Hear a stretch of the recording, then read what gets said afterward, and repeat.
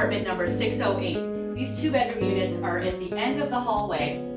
We'll come in through the kitchen. We have the kitchen appliances, stove, microwave, sink, dishwasher, refrigerator. Over here we've passed by a hall closet, which is great for coats and boxes and suitcase storage. Let's take a look at the living space here. We have the dining table and chairs, sofa, easy chair, coffee table, end table. Let's take a look at this fantastic south view. This is beautiful. We're on the top floor of this 6th floor building.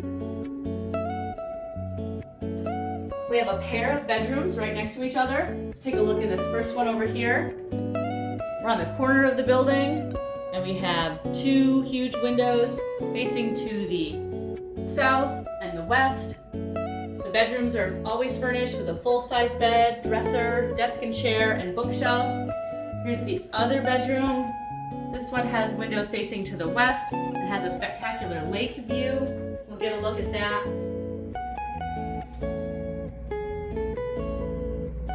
This building features a fitness room, elevator, laundry on site, concierge service at the front desk of the building entrance, and it's located just 1 block from campus. Our final stop will be in the bathroom.